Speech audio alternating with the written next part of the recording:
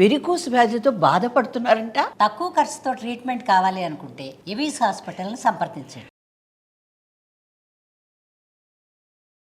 తగుదనమ్మా అంటూ ట్రంప్ దూరి తను అనౌన్స్ చేయడం అనేది అందరూ కూడా బాధ కలిగించింది. ఒకవేళ మీరు చెప్పినట్టుగా పెద్ద మనసు చేసుకొని మన ఇండియా పాకిస్తాన్ని వదిలేసి ఉంటే ఆ విషయాన్ని స్వయంగా మన ప్రధానం లేదంటే మనకు సంబంధించిన ఆర్మీ చీఫ్లు ఎవరన్నా ప్రకటించుంటే బాగుండేది. కానీ ట్రంప్ చేయడమే ఇప్పుడు అందరూ కూడా హట్ అయ్యేటువంటి విషయం కాదంటారా?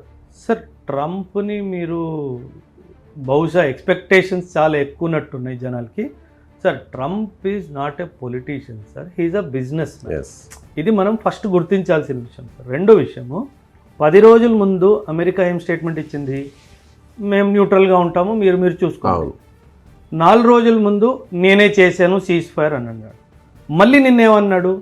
నేను పెద్దగా ఇన్వాల్వ్ అవ్వలేదు, గైడ్ చేశాను అన్నాడు. అంటే ఇప్పటి వరకు 3 మాటలు. సో నేను అదే చెప్తాను, ట్రంప్ ఒక మాట చెప్పాడు అని చెప్పి దాని మీద మనం భరోసా చేయాల్సింది లేదు సార్.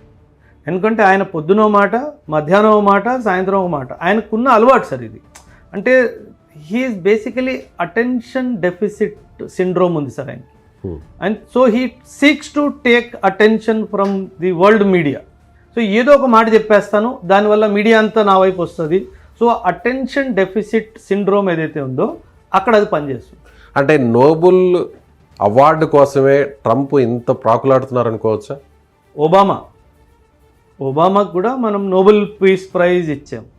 ఆ నోబెల్ పీస్ ప్రైజ్ ఏమవుతుందంటే సార్, ట్రంప్కి నోబెల్ పీస్ ప్రైజ్ అంటే ఐ వుడ్ పర్సనలీ డిసగ్రీ. ఎందుకు ఐ వుడ్ పర్సనలీ డిసగ్రీ అంటున్నానంటే, ఇజ్రాయెల్ ప్యాలెస్టీన్ గొడవలో హమాస్కి మొత్తం సపోర్ట్ చేసింది అమెరికా. వెపన్స్ ఇచ్చి, ఎక్విప్మెంట్ ఇచ్చి, ఆ టనల్స్ తవ్వి అన్నీ చేసింది అమెరికా. సార్, అమెరికన్ ఏ ప్రెసిడెంట్ అయినా సరే నోబెల్ ప్రైజ్కి అర్హతుడు మాత్రం కాదు sir. Any president for that matter. Because మీరు సౌత్ కొరియన్ క్యాంపెయిన్ చూసుకోండి, వియత్నాం క్యాంపెయిన్ చూసుకోండి, ఆఫ్ఘనిస్తాన్ క్యాంపెయిన్ చూసుకోండి, Greece, Turkey, Cuban missile crisis ఏదైనా తీసుకోండి సార్, అమెరికా ఎప్పుడు పీస్ కోరుకోలేదు సార్. సో బికాజ్ వాళ్ళకు వెపన్స్ అమ్మాలి అనే ఉద్దేశం ఉంది కాబట్టి వీళ్ళు కాన్ఫ్లిక్ట్ క్రియేట్ చేస్తారు సార్. ఆ కాన్ఫ్లిక్ట్ క్రియేట్ చేసిన తర్వాత 2 పార్టీస్కి వెపన్స్ అమ్ముతారు సార్. కానీ చైనా పాకిస్తాన్ని సపోర్ట్ చేస్తుంది. పాకిస్తాన్కి ఎప్పటి నుంచి కూడా టెక్నాలజీ ఇస్తుంది, వెపన్స్ ఇస్తుంది. సో అక్కడ మనం చూసాం, ఆ ఎయిర్ డిఫెన్స్ సిస్టమ్ అంతా కూడా చైనానే ఇచ్చింది. మన మీదకి వచ్చినటువంటి ఏదైతే మిసైల్స్ అన్నీ కూడా చైనాకి సంబంధించినవే. అయితే ఎప్పుడు కూడా చైనాని వ్యతిరేకిస్తుంది అమెరికా. కానీ అమెరికా ఈసారి ఎందుకు పాకిస్తాన్ని సపోర్ట్ చేస్తుంది మనం కాకుండా? అంటే sir simple sir logic. America knows India will buy weapons from Russia. మేజర్గా నా దగ్గర వెపన్స్ కొనడు అన్న క్లారిటీ అమెరికాకు ఉంది సార్. రెండోది, ఇండియా ఇజ్రాయెల్ నుంచి కూడా కొంటాడు అన్న క్లారిటీ కూడా ఉంది. సో నౌ ఈ 2 పార్టీల్లో మిగిలిపోయిన పార్టీ ఎవరు? పాకిస్తాన్. సో నేను పాకిస్తాన్ దగ్గరగా ఉంటే బహుశా వెపన్స్ నాతో అడుగుతాడేమో, అండ్ నేను ఇస్తాను వెపన్స్. ఇప్పుడే IMF నుంచి $1 బిలియన్ రిలీజ్ అయింది. వార్ మధ్యలో వాడు డబ్బులు రిలీజ్ చేయించాడు. ఆబ్వియస్లీ సార్, IMF డబ్బులు ఇచ్చిందంటే అమెరికా అంగీకారం ఉంది కాబట్టే ఇవ్వగలిగింది, లేకపోతే ఇవ్వలేదు సార్ IMF. ఎందుకంటే ఓటింగ్ రైట్స్ అలా ఉన్నాయి అక్కడ. అండ్ ఈ డబ్బులు ఏమైంది? నిన్నే మనం ఒక న్యూస్ చూసాము, ఒక agency where Trump and his family has 60% of the sharing. మళ్ళీ ఏమైంది సార్? టెక్నికలీ IMF నుంచి డబ్బు పాకిస్తాన్కి వచ్చి అమెరికా పోయింది. అంటే వీళ్ళు ఇక్కడ బిజినెస్ చేస్తున్నారు సార్. అంటే ఇది కామన్ ప్రజలకి ఈ విషయాలు అర్థం కావు సార్. ఇప్పుడు ట్రంప్కి సంబంధించినటువంటి ఫ్యామిలీ మెంబర్స్తో అక్కడ బిజినెస్ ఉన్నాయి, దాంట్లో మేజర్ షేర్స్ కూడా వాళ్ళకు ఉన్నాయి అంటున్నారు. రీసెంట్గా కూడా అది వార్త కూడా ఎక్స్ప్లోర్ అయింది. దీనికి సంబంధించి ఏంటి అసలు ఆ బిజినెస్ ఏంటి సార్? ఇది సైబర్ సెక్యూరిటీకి సంబంధించిన business sir. Sir Pakistan is a failed state sir. కాకపోతే పాకిస్తాన్లో మీరు పొలిటికల్ లీడర్షిప్ తీసుకోండి, మిలిటరీ లీడర్షిప్ తీసుకోండి, వీళ్ళు రాజుల్లా బతుకుతున్నారు సార్. అంటే ఎలా అంటే, వీళ్ళు పాకిస్తాన్లో సర్వీస్ చేస్తున్నారు, కానీ వీళ్ళు ఫ్యామిలీ మెంబర్స్ అందరూ లండన్, అమెరికా, కెనడాలో అలా ఉన్నారు సార్. ప్రశాంతంగా ఉన్నారు. అంటే ఏమవుతుందంటే, ఒక సామాన్యుడిని పావర్టీలో తోసేసి ఒక దేశానికి గాల్లో ఎగిరేసి మనం మాత్రం బాగుండాలి అన్న లీడర్షిప్ పాకిస్తాన్ సార్. సో వీళ్ళు ఎక్కడికి వెళ్ళినా సరే సార్, IMFలో కూడా వీళ్ళు డబ్బులు అడుక్కోవడానికి వెళ్ళారు సార్.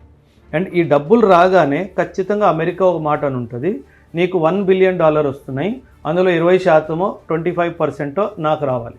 ఇప్పుడు డైరెక్ట్గా దానం అయితే చేయలేడు కదా సార్. ఏదో ఒక ఒప్పందం సైబర్ అంటే దానికి క్లియర్గా స్పెసిఫై కూడా చేయలేదు sir. What nature of agreement is that, what is the product they are buying, ఏమీ చెప్పాల. సైబర్ సెక్యూరిటీ అని చెప్పేసి చెప్పాడు. అంటే అది ఏంటి, అన్ని $1 మిలియన్ ప్రాజెక్ట్ ఏంటి అన్న ఎక్స్ప్లెనేషన్ ఎవరికి ఇవ్వలేదు సార్. అంటే ఏం జరిగింది, నేను సీజ్ ఫైర్ తెప్పిస్తాను, నువ్వు నాకు ఇన్ని డబ్బులు ఇవ్వాలి. IMF నుంచి వచ్చినటువంటి ఆ ఫండ్ అంతా కూడా వేరే రూట్లో నాకు రావాలి అంతే. దానికి పేపర్ మీద ఇది ఒక పేరు, అంతే, ఇది ఒక్క just cover up. Suitcase company 100%. వీళ్ళు వార్ని కూడా బిజినెస్ చేస్తున్నారు sir. That is where capitalist are sir. America is a capitalist country. Trump is a businessman, he's not a politician. కానీ ఇంకా అమెరికాని మనం నమ్మకూడదు కదా. ఎప్పుడు నమ్మలేదు. కానీ ఇటీవల మోదీ గారు అమెరికాకు వెళ్ళడం, సో అమెరికాలో ఉన్న అధ్యక్షుడు ట్రంప్ ఇప్పుడు నాకు ఫ్రెండ్ అని ఆయన చెప్పడం జరిగింది, మనం చెప్పడం జరిగింది. చైనాతో విభేదిస్తుంది కాబట్టి మనం ఆల్రెడీ చైనాకు సంబంధించి కూడా వ్యతిరేకంగా ఉన్నారు, వాళ్ళు వ్యతిరేకంగా ఉన్నారు. అమెరికాతో మనం ఇప్పుడు దోస్తాను అనుకున్న సమయంలో అమెరికా మనల్ని మోసం చేసింది. ఖచ్చితంగా 100% సార్. ఇప్పుడు కాదు, మీరు ఇప్పుడు మాట్లాడుతున్నాయి సార్. అమెరికా మనకి ఇప్పటి వరకు 100 సార్లు మోసం చేసింది సార్. నేను లెక్కెట్టిస్తాను. మన హోమీ బాబా ఎవరు చంపారు? Who is a nuclear physicist. ఆయన్ని చంపింది అమెరికా. గూగుల్లో ఉంది సార్. నన్ను ఎందుకు నమ్ముతారు? గూగుల్ నమ్మండి పోని. గూగుల్లో ఆయన చంపింది ఆయన. ఇండియా 1974లో న్యూక్లియర్ టెస్ట్ చేసే ముందు న్యూక్లియర్ నాన్ ప్రాలిఫరేషన్ ట్రీటీ తీసుకొచ్చింది America, so that India should not become a nuclear weapon. అప్పుడు ఆంక్షలు కూడా పెద్ద ఎత్తున తీసుకొచ్చింది. 100%. 1971లో బంగ్లాదేశ్ లిబరేషన్ వార్ జరుగుతున్నప్పుడు మనల్ని బెదిరించింది America. I'm sending my fleet to the Pacific Ocean and the Indian Ocean అని చెప్పి. అదే కాదు సార్, వెదర్ 99 కార్గిల్ వార్లో సార్ మన GPS సిగ్నల్స్ని పాడు చేసింది అమెరికా, సో దట్ మన బాంబ్స్ వెళ్ళి పాకిస్తాన్లో కరెక్ట్గా పడకుండా. సో మనకి అమెరికాతో bad experience this is not the first time. Our policy makers are very clear that America is not a supportive of Indian cause. అమెరికాకి డబ్బులే కావాలి. అందుకే మనం ఏమంటాము, Russia is my all weather friend. అందుకే ఎప్పుడైనా సరే మన ఫారిన్ పాలసీ సార్ అమెరికాకి దగ్గరికి వెళ్ళే ముందు 1,00,000 సార్లు ఆలోచిస్తాం సార్. ఎందుకంటే వాడికి వాల్యూ సిస్టమ్ లేదు, వాడికి డబ్బు ఒకటే కనిపిస్తుంది. మీరు ఒక మాట అన్నారు sir, why America is close to Pakistan. ఈరోజు మోదీ గారు ఈరోజు ఉన్న పలంగా నేను అమెరికా నుంచి 2,000 కోట్లు ఆర్ 2,00,000 కోట్లు యుద్ధాయుధాలు కొంటాను అని ఒక డిక్లరేషన్ ఇవ్వమని చెప్పండి. ఉన్న పలంగా అమెరికా పాకిస్తాన్ చేయలేదు. ఎందుకంటే వాడికి కావాల్సింది బిజినెస్. ఇది మనం అర్థం చేసుకోవాలి సార్. సో కాకపోతే we are not into business sir. We are a welfare country. మన కాన్స్టిట్యూషన్లో క్యాపిటలిజం అనే పదం లేదండి. మన కాన్స్టిట్యూషన్లో వెల్ఫేర్ అనే పదం ఉంది. మన కాన్స్టిట్యూషన్లో డెమోక్రసీ అనే పదం ఉంది. మన కాన్స్టిట్యూషన్లో ఐడియల్స్ అండ్ ఆస్పిరేషన్స్ అనే పదం ఉంది. అంటే ఏంటి, మనం వాల్యూస్ ఉన్న country sir. So America is not a value country sir. ఇంకో విషయం సార్, మనం అందరూ అమెరికా సూపర్ పవర్ అంటాము.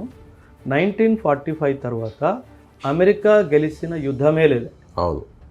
అంటే వీళ్ళు they have proved themselves despite అంత పవర్ ఉన్నా సరే, military power, political power, economic power ఉన్నా సరే వీళ్ళు ఒక్క వార్ గెలవలేదు సార్ ఇప్పటికి వచ్చి.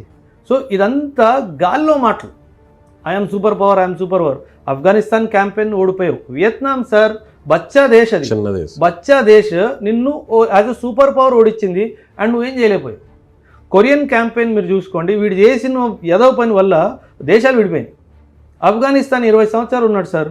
2001 అమెరికా ఆఫ్ఘనిస్తాన్లో ఎంటర్ అయినప్పుడు తాలిబాన్ ఉంది.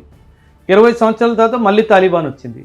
అంటే నువ్వు తాలిబాన్ నుంచి తాలిబాన్ చేంజ్ చేయడానికి 20 సంవత్సరాలు పట్టిందా నీకు? అంటే వాట్ హ్యావ్ యూ అచీవ్డ్? ఇంకో ఏదో పని చేశారు సార్ వీళ్ళు. ఏం చేస్తారు వీళ్ళు? చాలా దుర్మార్గులు సార్. అమెరికా వీళ్ళు ఏం చేశారు, 2021లో వెళ్ళిపోయే ముందు ఆఫ్ఘనిస్తాన్లో వీళ్ళు వాడిన యుద్ధాయుధాలన్నీ అక్కడ వదిలేసి వెళ్ళారు సార్. కావాలని వదిలేసి వెళ్ళారు. So that Taliban will use that weapon and try to control Pakistan దగ్గర కూడా ఉన్నాయి 100%. ఇద్దరికి ఇచ్చాడు. ఇప్పుడు మీ దగ్గర ఒక గన్ను వదిలేసి వెళ్తాను సార్, 10 బుల్లెట్లు వదిలేసి వెళ్ళాను. ఆ తర్వాత మీకు కావాలంటే నువ్వు నాకే కాల్ చేయాలి. చాలా సార్ మనము ఈ బిజినెస్ మైండ్ని అర్థం చేసుకోవాలి. ఇప్పుడు పెహల్గామ్ అటాక్లో కూడా అక్కడ వాడిన టెర్రరిస్టులు కూడా ఈ గన్సే. 100% సార్. మీరు వాడిన గన్స్ గురించి మాట్లాడుతున్నారు. ఆ టెర్రరిస్ట్ కూడా అమెరికా వాడే అంటున్నాను నేను.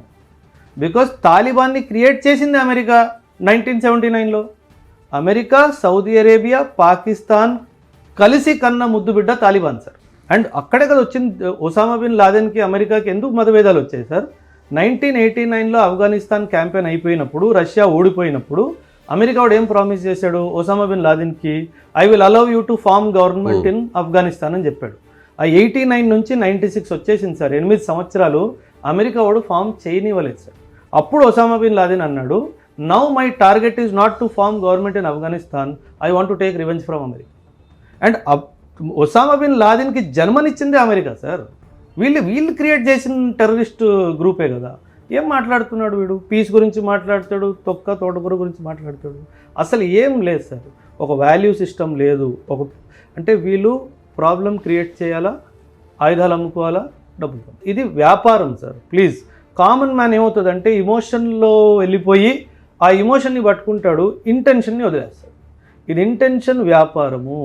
ఎప్పుడో ఒకప్పుడు మళ్ళీ ఇప్పుడు హమాస్, నిన్న న్యూస్ విన్నారు కదా, హమాస్ స్ట్రైక్స్ గాజా అని చెప్పేసి ఇది మళ్ళీ ఒక కొత్త థియేటర్ ఓపెన్ చేస్తున్నాడు. ఎందుకంటే ఈ థియేటర్ ఏమైపోయింది, న్యూక్లియర్ అది అయిపోవడం వల్ల ఇది సైలెంట్ అయిపోయింది కదా, మళ్ళీ అక్కడ ఆయుధాలు పోవాలి కదా, మళ్ళీ అక్కడ ఓపెన్ చేస్తాడు. సడన్గా చైనా టైవాన్ మధ్యలో ఓపెన్ చేస్తాడు. ఏదో ఒకటి వీళ్ళు at any given point of time sir వరల్డ్లో ఒక కాన్ఫ్లిక్ట్ జరుగుతూనే ఉంటుంది. ఎందుకంటే weapons exporting countries wants to make money, and America is the largest exporter of weapons in the world.